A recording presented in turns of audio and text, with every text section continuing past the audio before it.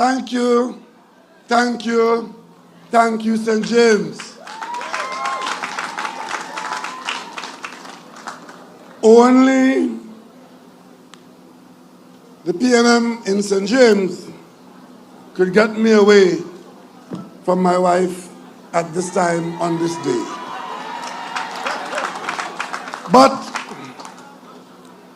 the PNM calls, and I always answer, regardless of what my personal circumstances are. I've missed family weddings, I've missed my children, graduation, all in the service of the PNM as we work for the service of the people of Trinidad and Tobago. Tonight, why are we here? We are here because in August there's a local government election, and last Monday was nomination day, and we have nominated 141 standard bearers, one for every single district in the local government election in Trinidad. Here, you would have seen tonight and be introduced very briefly to new faces and also some hard-working incumbents in the Port of Spain Corporation and the Diego Martin Borough, the newest in the nation. I've been talking about local government reform for a few weeks, and some of my colleagues have been working on it for a few years, and we are now distilling that to a simple point. We would like to reform the local government structure in Trinidad to perform better for the people of Trinidad across this island nation. But it's an election. And while tonight we heard about local government, we heard about education, we heard about finance, we are not in this alone. There are others who are offering themselves. And it wouldn't be an election campaign, and we would be derelict in our duty if we do not engage the political opponents so as to educate the voter as to what the real options are. And that is why I wouldn't talk too much tonight about local government. We have many more nights.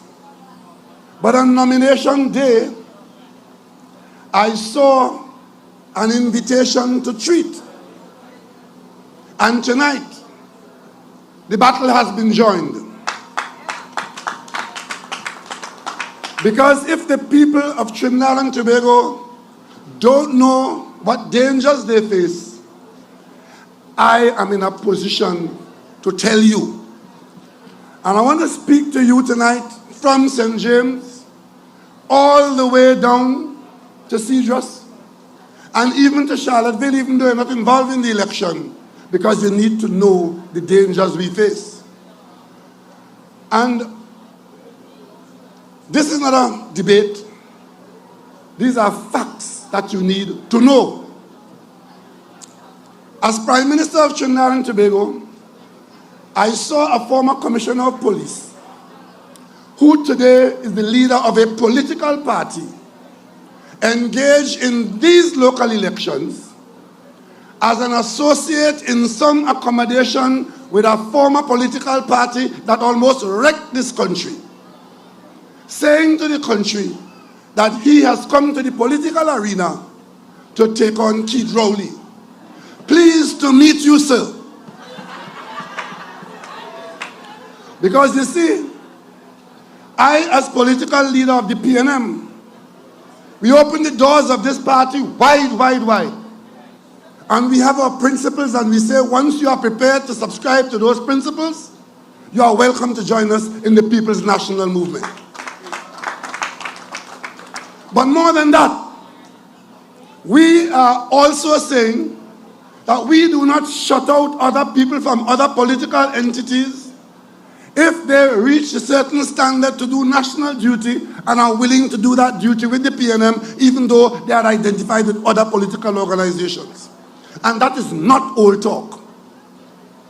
It is for that reason, and standing on those grounds, why today Anthony Smart, former Attorney General of the NAR, is the long-serving chairman of the FCB under the PNM.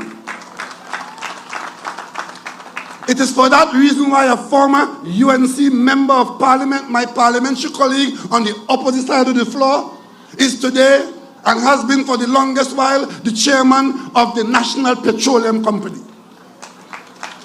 And it is for that reason that when the Police Service Commission sent its recommendation to the Parliament with the name of that gentleman on it, we gave note to what the work the Commission had done. And at the end of the day, without UNC support, the PNM supported Gary Griffith and made him Commissioner of Police in this country. And I want to say it again. I said it before, I'm saying it here in St. James. I take full responsibility for that. Because as PNM leader, who got my parliamentary colleagues to vote for the UNC budget in 2010, I also got them to vote in support of Gary Griffith as Commissioner of Police.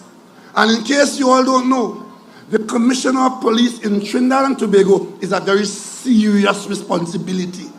It's not just a job, it's a responsibility. And I could tell you, there are frightening developments that fell from that. As I speak to you now, in this election, where there's a party called NTA, you know, I'm told that the SCA results coming out next week. Sometime next week. Anyway, I hope you all could handle SCA exam. N is not, T is that, and a dash. You could fill it in as you require and see if you could pass the exam.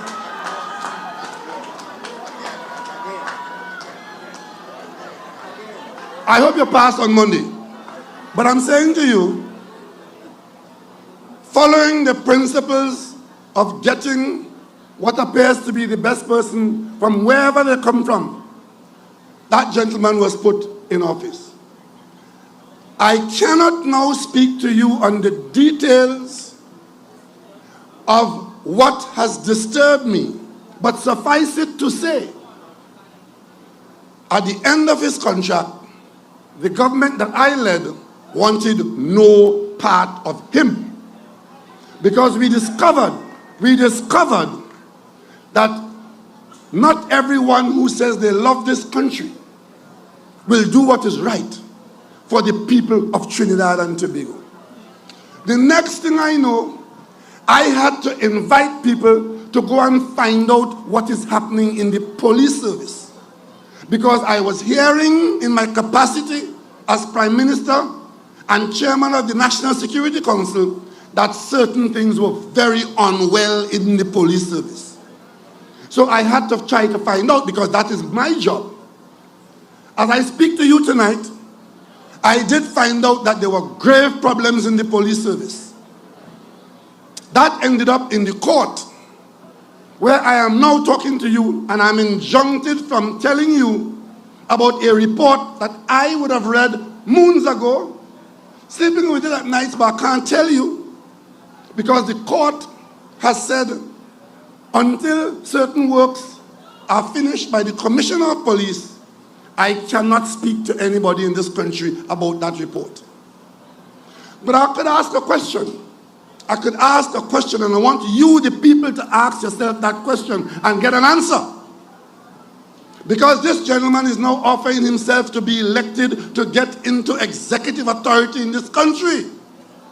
And the question you have to ask, what is it in those reports or that report that I know, that he knows, that he doesn't want you to know? Just ask yourself that. It has to be, it ain't nothing good. What is it? And I am now, as Prime Minister of this country, injuncted by the court to not tell the parliament where there is danger, because an individual has managed to get into the court. And as you all know, the courts in our country, somehow the criminals believe that they own it, and it is the best place of shelter for them. Take me to court now. I want me a lawyer. That is how it goes in Trinidad and Tobago. But when you have serious situations where I am the only prime minister in the Commonwealth who does not have the freedom to tell the parliament what danger the country faces with respect to national security. And that is not, if that is not bad enough, the gentleman has stepped into the political arena.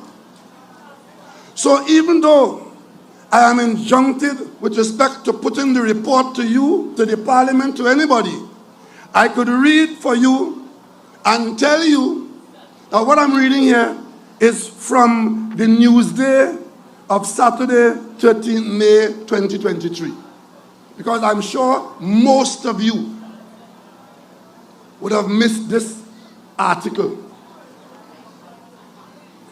You hear one of his statements made very regularly, that no gun. So it's all about guns. It's all about guns. And getting into bed with the UNC while we are campaigning on local government reform. You know what they're campaigning on? They're going to give you more gun. Everybody will get a gun. And this island nation will become a nation of guns. And the UNC, as terrible as they are, they go one step further. They're going to bring legislation to the parliament to enact stand your ground law, which means that if you see somebody you don't like, and you just feel like, okay, you shoot them, you tell the police, I was afraid of that person.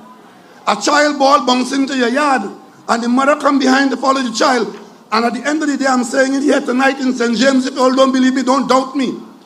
That is a policy that is simply saying a dog whistle, that they're going to give people of a certain race guns to shoot people of another race, because they are saying that the crime in this country, which we know is across the board, is one race attacking another race. There's one pundit here asking under the FY, he wants the information as to how much Indians were killed by Africans in the country. Good information, but for what purpose? That is where this country is going. So you have a former commissioner of police advertising that the way to manage the crime in this country is to give everybody a gun. And if you think that's a joke, if you were getting a gun for free, that was one thing. But the gun is part of a business. Because everybody I know, you know plenty of people in this country want gun. And that is why the UNC is saying, we're going to give all of your gun. Because anything you say I want, they're going to give you. But is that the nation we want to build? Where guns are all over the street, and then you think that you're safer with every punk with a gun, everyone with money with 100 guns and so on and so on. So we are a gun nation, and you defend yourself by just shooting the next person? Is that it? But let me tell you where you have to be afraid. One of the reports that came out, I didn't do that report. That was a report that came from the Police Service Commission, who, like me, sent an investigator to find out what was happening in the police service with respect to this whole matter of guns and ammunition. And you know what that person found? And that person was no ordinary person. That person was a former High Court judge, Justice John. You know what he did? Court of Appeal judge. You know what he reported to the Police Service Commission? That what he found in the police service is a thriving, well-oiled criminal enterprise. So in case you all don't know what is the manifesto of the NTA, it's a well-oiled criminal enterprise. And all you have to know now is what brand of oil and where the oil is and who is the enterprise owner. That's all you need to know. Because Justice John is no ordinary, arbitrary, hot-headed person. When a former appeal court judge reports to the Police Service Commission that what he has found in the police service is a well-oiled criminal enterprise, the people of this country should take note. And for the handful who want to run behind him to think, oh, they could elect him into this country, if that is what you all wish for this country, you are just as irresponsible as the oiler. Ladies and gentlemen, let me read for you what you missed in the newspaper. Because incidentally, as I read it, there are statements of fact. Because this newspaper is quoting from an affidavit put in the court by the existing Commissioner of Police, who is in charge of the ongoing investigation. So you hear him calling my name with his calling my name. I'm not answering him, but he's coming to the political arena and his political boy he's going to get. But this is from the existing Commissioner of Police, who put it as an affidavit in the court of this country, and I'm going to read liberally for you all. Over 100 guns granted under the tenure of the three former police have been used, not maybe, have been used to commit crimes of murder, robberies, and suicide. 30 guns so far, imported by authorized dealers, have ended in the hands of criminals. This is a sworn statement in the court. And of course, the Commissioner of Police, I'm quoting here from a newspaper article, which is quoting from the affidavit in the court. The Commissioner of Police raised serious national security concerns and the stability of the country over such imports. She's talking about a dealer in permission to import 3.6 million rounds of ammunition. The Commissioner raised serious national security concerns and the stability of the country over such imports. The poor, pay attention, the poor accounting records of guns and ammunition imported. You know we have to do work on the border to prevent illegal guns from coming in. That's a different conversation. That's a different story. I am talking here tonight about the imported and those who handle the imported. The possession of military-grade arms and ammunition in the hands of civilians, such ammunition that can pierce wood, concrete, metal, and body armor worn by the police. And of course, she disclosed incomplete statistics between 2016 and 2022, because the work is still going on. But interestingly enough, non-law enforcement purposes skyrocketed with an all-time high in 2020 of 57.2 million rounds of ammunition. Permits granted for 57.2 million rounds of ammunition, almost 14 times the population of this country. It means that for every one of us in this country, in that 1 year, there are 14 bullets imported into this country. But if it's a well-oiled business, the bigger the business, the better. And of course, let me show you all how it went. And I'm reading from the article, which is the Commissioner's affidavit to the court. In 2016, come on, SEA students. In 2016, 81 imports were granted, allowing 55 registered gun dealers to bring in 1,620 guns and 6.1 million rounds of ammunition. In 2017, 54 permits were granted, approval to bring in 1,660 guns and 4.7 million rounds of ammunition. In 2018, 91 permits to bring in 5,422 guns and 2.6 million rounds of ammunition. In 2019, 150 permits were granted to import 2,750 guns and 8 million rounds of ammunition. In 2020, approved import permits jumped. You know what jump means? It means it gone up. To 306 dealers, allowing dealers to bring in 64,553 guns and 57,194,000 rounds of ammunition. That is what was happening in the police service. So we at war with Ukraine or Venezuela. So the solution to fighting crime in this country, according to Kamala Persad-Bissessar and the UNC, and Gary Griffith of the Not That A, right? That solution is to give people permits to bring in 1 year 64,553 guns and 57 million rounds of ammunition. What does that mean?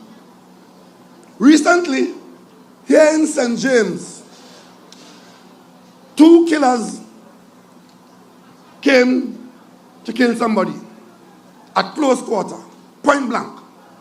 They fired 62 rounds of ammunition into that person. 62 rounds. And every day, every morning you wake up, the one thing that is not in short supply in Trinidad and Tobago is ammunition. Every little punk in every street corner, every drug dealer could fire as much as they like, because ammunition is not in short supply in Trinidad and Tobago. And we don't make one bullet in this country. So while we're out there talking about porous border and porous border, the biggest pore in the border is the coming through here, getting the permit, and you bring in millions of ammunition. And of course, you hardly hear the criminal gunmen missing here. They could shoot because they get endless amount of ammunition to practice. They practice. So when they come to do their job, they're well prepared. Now, ladies and gentlemen, this is a political issue. It's a major political issue because everybody in this country, including the UNC and the said former commissioner, could tell you the biggest problem in the country is crime, crime, crime, and it's Rowley, Prime Minister, Prime Minister, Prime Minister. When in their offices, they talk about this and they do what they have to do. And we end up with a country where we will buy as much ammunition as available in the market. So how you think Justice John managed to discover this well-oiled criminal enterprise? Now, it's worse than that. I just told you about permits, import permits and ammunition. For months now, as chairman of the National Security Council, I'm waiting for the information from the police service. There's difficulty. Because, listen to this. Information from the Customs and Excise Division for the 6-year period to determine the actual number of guns and ammunition for non-law enforcement purposes is yet to be provided to the police. In short, we are having difficulty in finding out from customs that these dangerous items that were permitted and come through the customs, how much was imported, who imported it, where is it, how much is yet to be imported. All we have is the permits. There was one instance I must tell you about. There's one dealer in arms in this country who, when under law, the police go to make their usual check to find out how ammunition being handled, because they're required to go regularly to go and check, and it was not being done. When they went by one dealer who had permits to bring in and had brought in a volume of ammunition into this country, dealer had no books to account. Under the law, you're supposed to account for every single bullet. When you bring it in, who you sell it to, and when. But this dealer tell the police they stole his books. But the police have no record of any theft at his place. So you understand why all these punks have as much bullets as they require? You understand? And when you have that responsibility, and this is the record for your tenure, you want to form political party to come and contest election against the PNM because you believe that the people of Trinidad and Tobago will fall for stupid talk when they are in grave and mortal danger. Grave and mortal danger. Let me just give you an idea of from this same report that the commissioner put in the court. In 2016, as you know, all along we have always been granting firearms every year, a certain number, and you add, because it was never government's policy in this country. Not my government, not the UNC government, not the Pandy government. It was never the government policy in this country to open the door and give everybody who wants a gun, a gun. Crime was there. They killed 2 people in Pandy House. Remember that when he was Prime Minister? 2 people got killed in the Prime Minister house. So don't come and tell me we didn't have crime then. Kamla Prasad Bisesa, she declared a state of emergency because there was so much crime one weekend in Narima. Remember that story? So all of us as Prime Ministers had this issue of violent crime, firearm crime to deal with. None of the previous Prime Minister, including the UNC under Mrs. Kamla Prasad Bisesa, none of us took the position that the answer to fighting crime in this country was to wash the country in guns. That was a policy that was introduced by the Commissioner of Police that I assisted to put in office. Unbeknownst to me as Prime Minister and as Chief of the National Security Council, we changed the policy on giving people powerful assault weapons. I discovered that one weekend, I'm in Tobago, I look at the paper, I see a whole page advertising assault weapons. Weapons that are carrying bullets, the 5.56 and the 7.62. You all saw the other day somewhere a woman was home inside of a house, walking in a corridor in front of her sister, and she just dropped down in the corridor. And when the sister bent down to help her up, she realized it's dead. She was dead. A bullet came through all the walls and killed her in the corridor. That is what a 7.62 can do. That is what a 5.56 can do. And before this gentleman decided to change the national policy on his own, I saw this advertisement. And I'm asking, what is going on here? Because I know those weapons, some people have them, but they're only allowed to have bullets for them on the range, where they shoot on the range for competition and so you could own the gun, but you can't take a bullet home to have to use the gun, because the gun without the bullet is no use. So when you want to shoot, you have to go on the range, get your bullets there, use it there, and you can't leave with none. He changed that policy. Give people the gun and give them an endless supply of ammunition. And once it gets out there, tells you nobody who got a firearm has ever committed a crime in this country. Right? But the policy has been changed by the Commissioner of Police, because he thinks he's all powerful. I'm National Security Chairman. I wake up one morning and hear Louis Leasing complaining that they closed down Blanchisseur's police station. I said, but Louis always talk madness, craziness. When I check, Louis is not mad. Shut down Maria police station. Maria police station is responsible for the whole of North of Tobago. Shut it down, without reference to the minister or the prime minister. Shut down Blanchet police station without reference to the minister or the prime minister. St. Clair police station became a business place for the firearms unit. They opened a room there recently. They meet 10,000 files inside there for firearms, the firearm user's license. And of course, so in the normal scheme of things, listen to this. Number of firearms users license issued. 2016, 328. 2017, 363. 2018, it doubled, one time, 732. The enterprise is off and running. 2019, 1,704. 2020, 2,800. 2021, 1,986. So in Clare, what we were doing here, we see the attempt to militarize the society.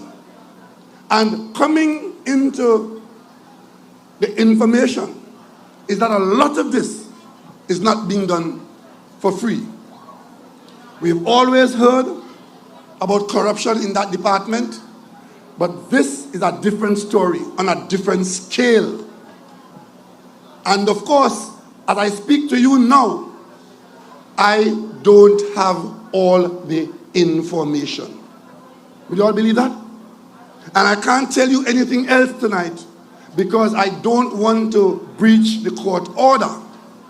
Because the court order injuncts the Prime Minister from talking other than to the Police Commissioner and the Police Service Commission about this matter of firearms users license and ammunition. So I stopped there for now. But if that was all the infraction, you would have said, well, it's only gone. It's only gone. But this report, this is the final report, and this one is under no court injunction, but it's from the same police service, right? Final report of the audit of procurement of goods and services and the hiring of staff on contract undertaken by the Trinidad and Tobago Police Service. This is a report that was commissioned by the Ministry of Finance because the central audit unit is in the Ministry of Finance and it goes into various government departments and does an audit as and when required. Let me quote for you a few paragraphs from in here. Final report on the audit of procurement of goods and services and the hiring of staff on contract undertaken by the Trinidad and Tobago Police Service. Page 5 of a 46-page document. Abuse of delegation of authority. You know, different people in different departments have what you call delegated authority, where they could sign off on spending a certain level of money. And a permanent secretary, the level of expenditure that a permanent secretary can sign off on without going to higher authority is $1 million. That's how it was then, right? The Commissioner of Police is an accounting officer. So he too had a limit of $1 million. So he could sign contracts in the police service of up to $1 million. This executive summary of this audit starts out with saying abuse of delegation of authority. Let me read a couple lines of it for you. There were numerous instances where single contract agreements approved were in excess of the Commissioner's delegated authority of $1 million, and contracts were broken up to bypass the delegated authority of both the Ministerial Tenders Committee and the Central Tenders Board. There were 9 instances where contracts were approved internally by the Trinidad and Tobago Police Service, of which the Commissioner's authority did not exist. In particular, December 30th, 2020, The Trinidad and Tobago Police Service and a private company entered into a vehicle lease agreement for the lease of 114 vehicles for a period of 3 years from January 1st, 2021 at a cost of $51.1 million. So people, what I'm saying to you here, reading from this audit, this gentleman who now wants executive authority, form political party, join up with the UNC, hail friends well met, because birds of a feather flock together. Even after they molt and come back, they still flock together. His authority limit as Commissioner of Police is $1 million. But he managed to got the police to enter into a contract under his authority of $51 million. That is what he wants authority to do in Port of Spain Corporation and Diego Martin Corporation, where he has candidates. What I'm saying to you tonight, the people of Diego Martin and the people of Port of Spain, where this not, what you call it, coming to put up candidates, you have a responsibility to make sure that every candidate under this man's leadership lose their deposit. Every one of them. They must lose their deposit, because if they could turn a blind eye to this and go and want to vote them into office, they are irresponsible, and they cannot say they no, because I've come here tonight to tell you I didn't make this up. This is a report from the Ministry of Finance.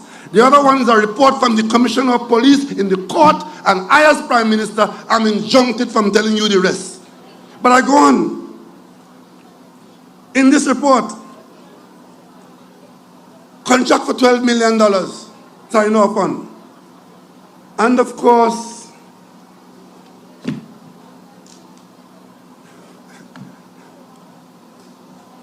lease and rental payments without contracts. Another heading. The Trinidad and Tobago Police Service currently rents vehicles for a number of suppliers. The annual cost ranges from $10 million to $23 million. In fiscal 2019-2020, payments valued at $22.7 million were made to 13 companies. Of the 13 companies, lease agreements were provided for only 3 suppliers, of which one had expired in 2017 and the other in 2019.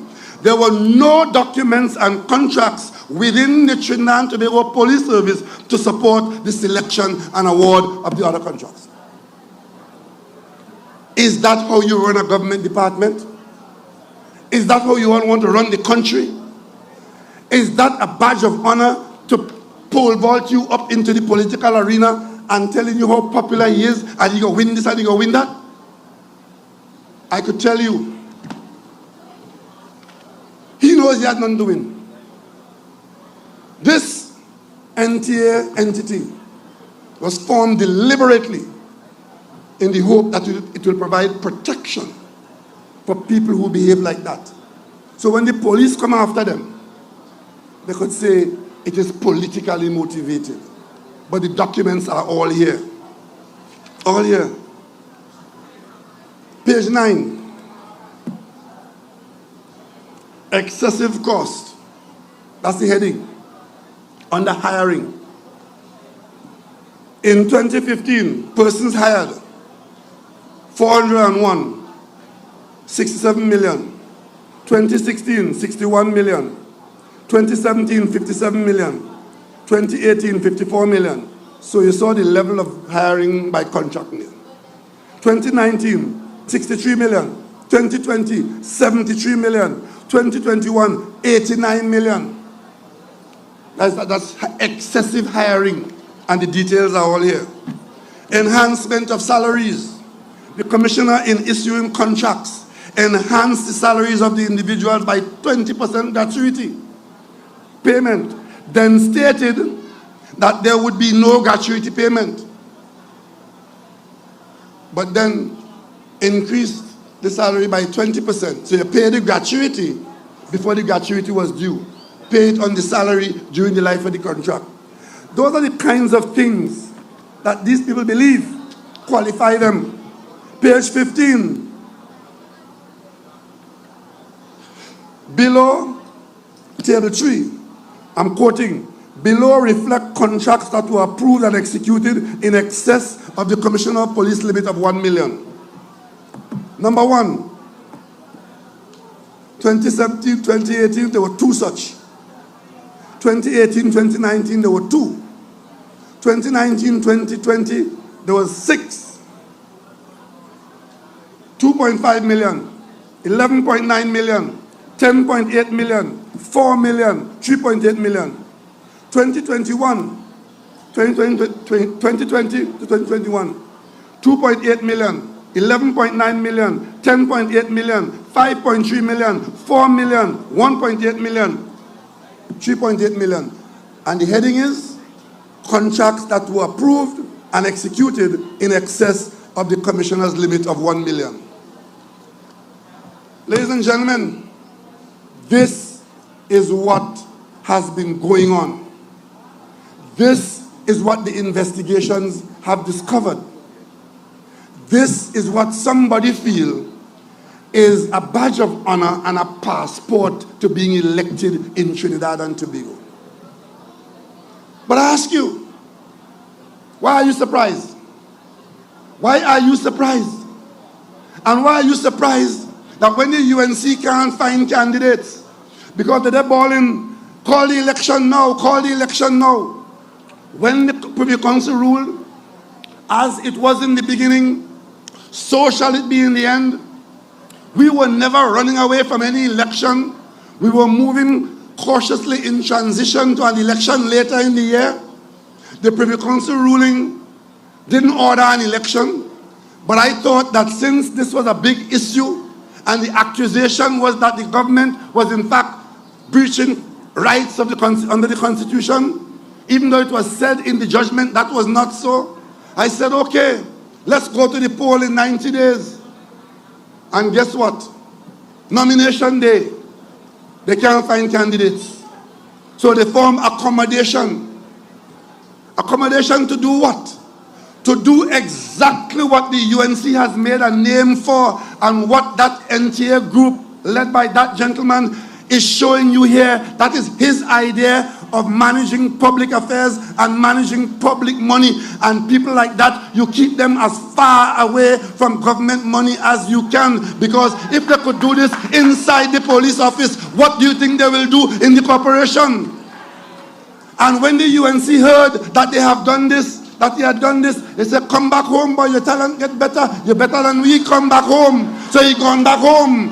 And on that ground, those who had decency have left the UNC and they put the bucket down in the PNM. Welcome to the PNM. This is no joke. This is no joke. This is the record. When I speak to you about the PNM's record, whether it's in Tobago or in Port of Spain or in Whitehall or inside the Port of Spain, we can speak about our record proudly, because we can point to things that have been done for the benefit of the people of Trinidad and Tobago. That is the kind of record that you speak about. That is the kind of record that you want. That is the kind of record that you have to look for when you're searching for somebody to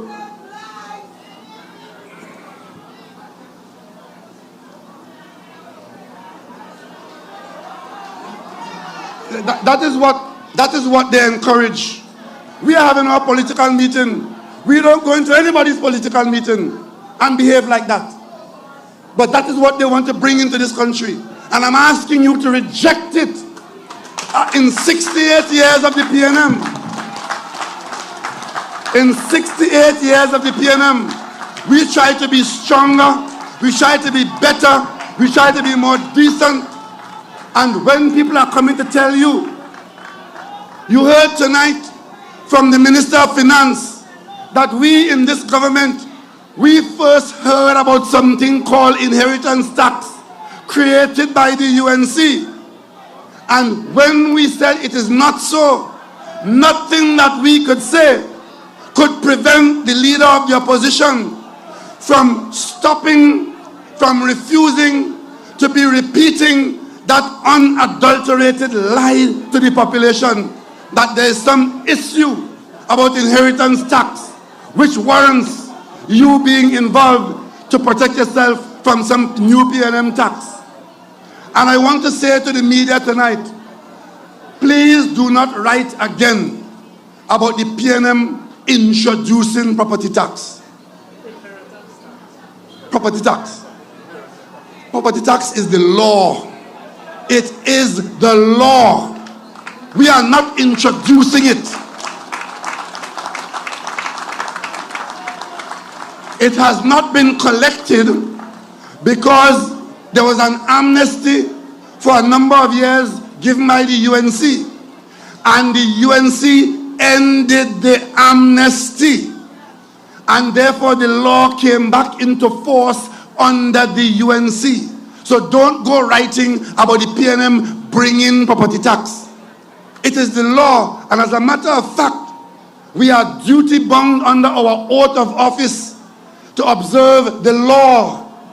It is only because the court has given contrary instructions that we have to do certain things before you carry out the law that caused the tax not to have been in. It is not a new tax. It does not indicate increase in taxation. As a matter of fact, you would have heard from the Minister of Finance that we have lifted the burden of taxation on over 200,000 people by granting them tax relief, making their earnings tax-free as long as they earn under $7,500 a month.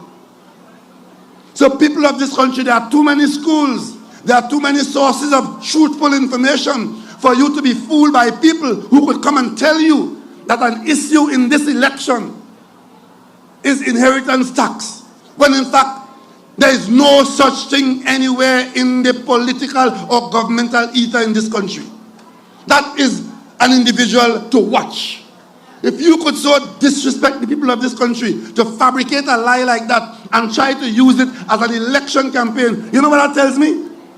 They are short of effective accusations against the government. And if it's not there, they have to make it up. Because we have conducted ourselves in the best way possible, in the most difficult circumstances. I ask you a question.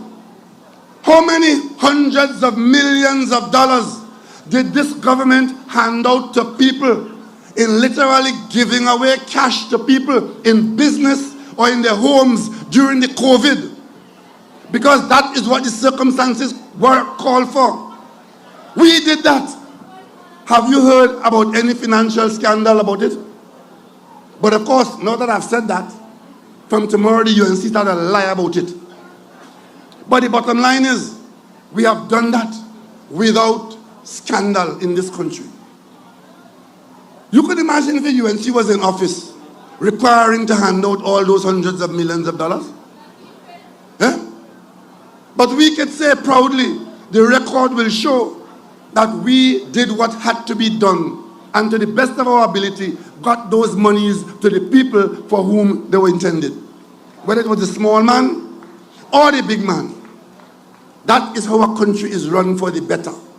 So tonight, I want to say to you all, we have the record of the P&M to stand on. And as my grandmother say, sometimes you're as being good host, and bad host just call you. The P&M is good house.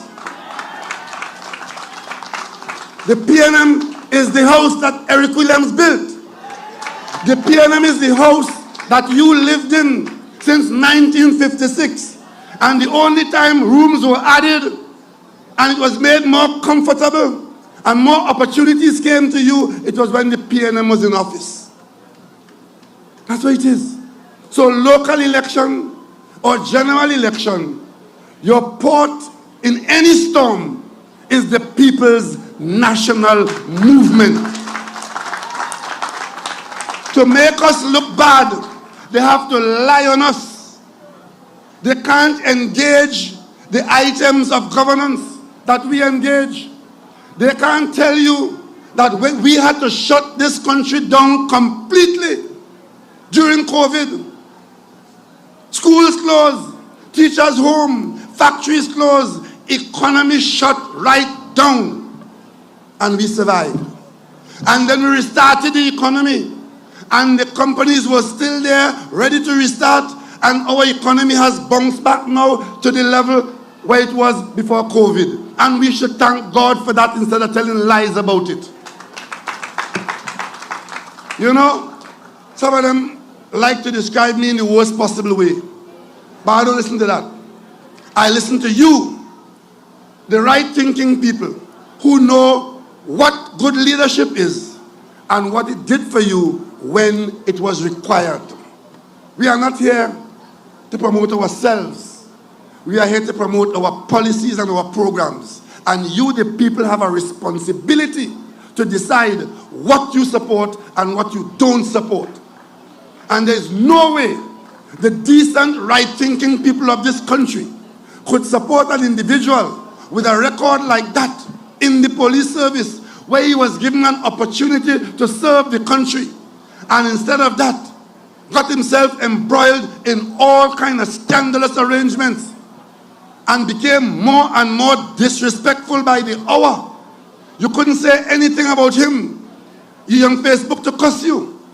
I had to speak to him on a number of occasions to say, that is not how you treat with the public. And of course, a stranger to the truth. One day I had a meeting, national security meeting, and I had 3 other cabinet members there with me, and he had 1 other police officer. And I put certain questions to him, and he answered. And as he left the room, one cabinet minister turned to me and said, Prime Minister, you realize that the Commissioner of Police has lied to you? And I said, yes, I realized it.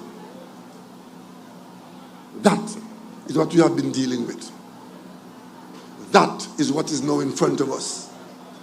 And that is what, even though when we went to the Parliament using the Police Service Commission recommendation, that he was lying 4th on the list. 1, 2, 3 were found to be unacceptable. And we said, well, 4th, we'll accept 4. Not a single UNC vote in the Parliament voted for him. Not one. Ask yourself, how you love him so now? Because he has proven to you the metal of which he has been made. He was fired from the cabinet of the UNC because he said he will tell the truth in a matter involving the Attorney General, which is in the court, for attempting to pervert the course of justice. So you get fired for that. Now, after 3 years as Commissioner of Police, where Justice John talked about a well-oiled criminal enterprise, the UNC get excited and they want him back. You can have him because the people of Diego Martin, the people of Port of Spain want no part of him. But I still want to ask you all, when he comes around, he and the few handful minions he has, ask him, what is it in the report that required you going to court to tell the court that the Prime Minister must not let the Parliament know? Ask that question. And of course, I know the answer. He would lie to you again. But the court matter, one day it will end. It will come to an end one day. And I wouldn't be the person talking to you about it. I have said enough about this. And I don't intend to spend more of the PNN time on a platform talking about this. The garbage bin is close by. Dispense with that trash. And let's get on with local government reform. Tonight, you would have seen on this platform 12 of the young people who have answered the call to come forward and take responsibility for this country. Diego Martin has produced another 10. I'm asking you, the people, not just PNM members and PNM supporters, I'm asking citizens of Diego Martin, whether it is Carenage, whether it is Paramin, in the borough of Diego Martin, whether it is West Moorings, be responsible and come out and support this well-selected PNM team. And let us begin to reform local government so that we can have better service in our districts. Local government reform is meant to bring that improvement, and we will do it incrementally. We will start by strengthening the management. We will start by doing better with the garbage collection, with the road repairs on the minor roads and secondary roads. We will go to school maintenance. We have a number of public buildings that require to be maintained and used. And as we build up the strength in the management system and have the kind of skills and professions in the corporations, the central government can then offload more and more responsibility to the community and, of course, fund it from the central government. So local government will have two streams of revenues. You'll have your local collection, which is your constant revenue stream, and you will have your central government allocation, so you will be well positioned. And that's why we've been so careful to select people who will not do like I described to you here a while ago. People who will obey the law, people who will have integrity, who will see service to people and not service to self, and take pride in the new borough and the new Port of Spain that we dream of. Port of Spain is our capital city. It was being run down and emptied out. This PNM government has taken a policy that Port of Spain City will be a city worthy of the name of capital of the nation of Trinidad and Tobago. And that is why in the height of the economic decline into the COVID period, that is when we restored and put back into office the President's house in our nation. Today, it is one of the proudest buildings in our nation. That is why we found the resources, created the opportunities to fix all the magnificent buildings from QRC School Hall right up to Whitehall. And today, they are priceless items of pride for the nation. That is why today, the new Port of Spain Hospital block, many floors rising into the sky in Port of Spain, replacing the dangerous one that was there, almost fell down during the earthquake. A brand new building is underway there. In a few weeks' time, we open a brand new Ministry of Health on Queen's Park East, where we will stop be paying $800,000 a month in rent, and the entire Ministry of Health, all its arms, will be in that building for all time. That is how you develop a city. And of course, only yesterday, I instructed our officer at the IDB to open discussions for an IDB loan, specifically to deal with the drainage issue in the city of Port of Spain, so that our city does not become a street flood every time it rains. We are going to, once and for all, do what has to be done to make the city of Port of Spain perform better with respect to the drainage between the hills and the sea, and the PNM is going to do that. These things are not going to be done by any other government. Other people had opportunities. They can't point to one thing after they've been in office. I want to ask you all here tonight, you point me to one developmental thing that the UNC did for 5 years when they were in charge of this country for the city of Port of Spain. You tell me, point to one thing. In a few weeks' time, we are turning the sod for the construction of an assessment center on the old foundry site in Port of Spain, and that is meant to provide housing and comfort to homeless people who take the streets of Port of Spain as their home. After that is built and is available, we will put the law in the parliament, and no person will be allowed to lie on the street and defecate on the street and live on the street in Port of Spain, because there will be somewhere where you can go, and once that place is available, then you have no right to be on the street, and no person will be allowed to feed people on the street and create slums on the streets of Port of Spain. None. That is how we intend to fix it. You see, we came into being, the PNM, in 1956, not to have revenge on anybody. Could you imagine the opposition leader with all of these things to talk about and to engage and to put up as alternatives, telling you to go out and vote for revenge, to take revenge on the PNM? It tells you about the state of mind of the individual. Revenge. But we in Tobago have a talk where they say, you who do good for Jumbi, and you Jumbi that's frightened. Right? So take revenge on me and the PNM, who did all the good things for you, and she telling you to take revenge. Yes, come out to the polling stations, because I know once you get to the polling station, that choice is so easy. You choose the People's National Movement. We're not here from yesterday, but we're here for all times. We're here from 1956. You could point to any aspect of development in this country, and you toss a coin, 50-50, you go on head or tail one time. You toss the PNM coin, it falls PNM every time, everything that's valuable in this country. There are very few things in this country that any other party can point to and say, we initiate that, we built that, we protected that, we fixed that. The PNM built this country, and we are so proud of that. That's why we wear this red, and we invite you into it, and we bring our young people, and we give them responsibility, and we give them good policies and programs, and this country is better off for it. The People's National Movement.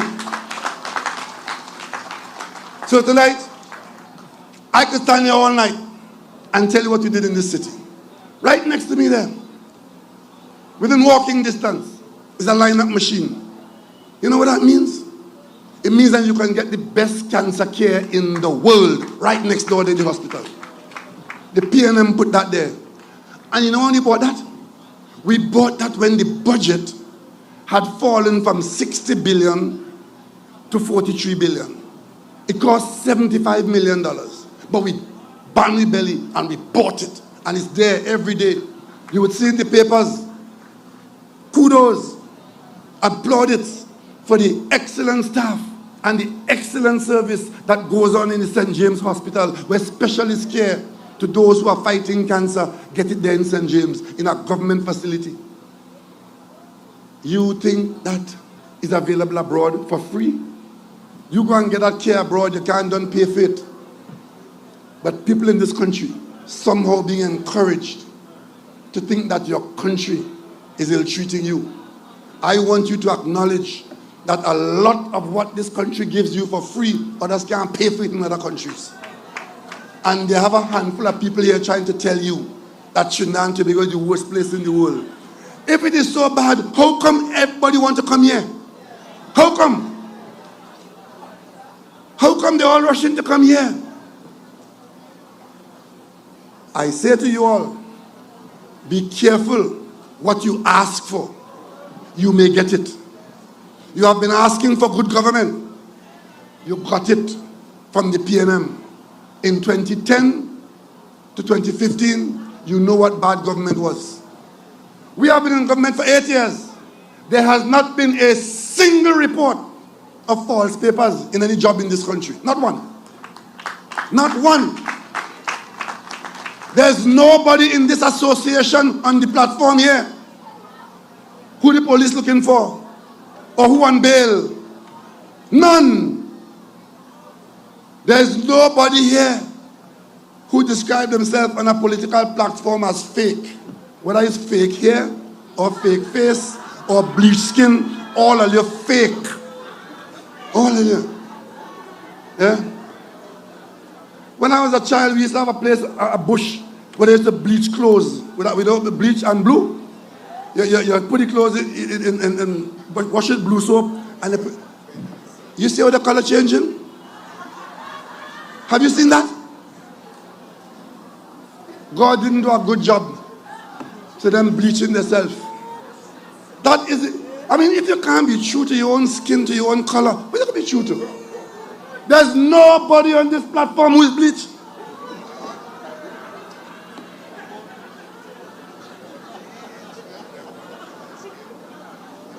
Ladies and gentlemen, the election is coming. We'll be talking to you from now until the weekend of August 14th. Monday, election day, August 14th. Tune into the PNM. Listen to the PNM. Learn about your country. Stand up with the PNM. Come to the PNM. vote PNM, and then when it's all said and done, we will say, great is the PNM, great is the PNM, great is the PNM, and we shall prevail.